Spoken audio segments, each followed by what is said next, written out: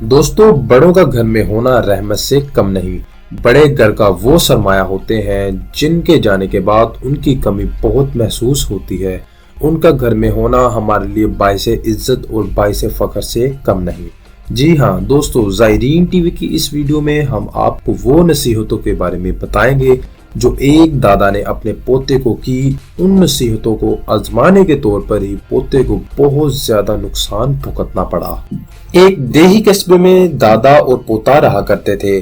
दादा तो एक वडेरा इंसान थे और पोतरे की नई नई शादी हुई थी। दादा ने अपने पोते को कहा कि तुम्हारी नई नई शादी हुई है, मैं तुम्हें कुछ नसीहतें करना चाहता हूँ जिसे तुम हमेशा याद रखना। तो उसने कहा, जी दादा, आप मुझे उन नसीहतों के बारे में बताएं।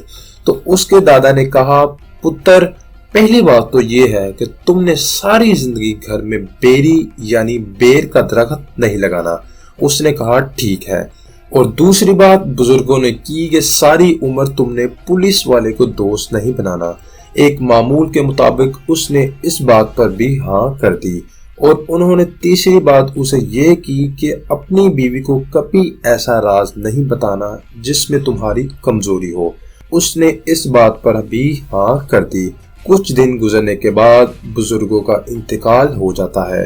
बुजुर्गों के इंतकाल के बाद उनके पोतरे ने सोचा कि क्यों ना मैं अपने बुजुर्गों की हुई नसीहतों को आजमाऊं और देखा जाए कि बुजुर्गों की नसीहतों में कितनी हिकमत अमली पाई जाती है।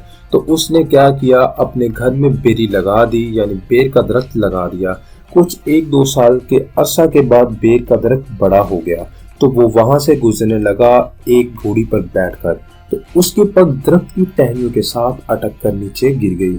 दोस्तों, आप जानते होंगे देहातों और गांव में इंसान की इज्जत का तकाजा उसकी पग से लगाया जाता है, जिसको मद्देनजर रखते हुए उसने अपने नौकरों से कहकर बेरी का दरख्त कटवा दिया।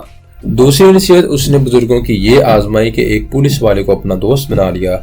और तीसरी नसीहत यानी अपनी बीवी को आजमाने के लिए उसने एक कसाई की दुकान से बकरे का सर लिया और उस सर को कपड़े में लपेट लिया और अपने घर चला गया। जब वो घर गया तो उसकी बीवी ने कपड़े में लिपटी हुई चीज और उस पर लगे खून के बारे में पूछना चाहा। तो उसके शोहर ने बताया कि आज मेरी एक आदमी के साथ लड़ाई हो गई। तैश में आकर वो लड़ाई इस हद तक पहुंच गई कि मैंने उसका सर उतार दिया और वो सर इस कपड़े में लिपटा हुआ है। तो उसकी बीवी बहुत ज्यादा परेशान हो गई।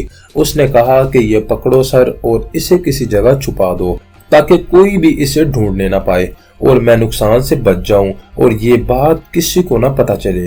कहकर वो घर से बाहर चला गया। इसके जाने के बाद ही उसका पुलिस वाला दोस्त इसके घर आ जाता है और उसने अपने दोस्त की बीवी से दोस्त के हालचाल के बारे में पूछना शुरू कर दिया। इतने में ही उसने देखा कि मेरी भाभी बहुत ज्यादा परेशान लग रही है, उसने परेशानी की वजह पूछनी चाहिए। तो उसने कहा कि आपको भाई क्या बताऊं, आपके दोस्त ने ऐसे ऐसे करके एक बंदे को कत्ल कर दिया और उसका सर उतार दिया और वो कपड़े में लपेट कर मुझे दे दिया और कहा कि इसे छुपा दो ताकि मैं नुकसान से बच जाऊं और ये बात किसी को मत पता चले।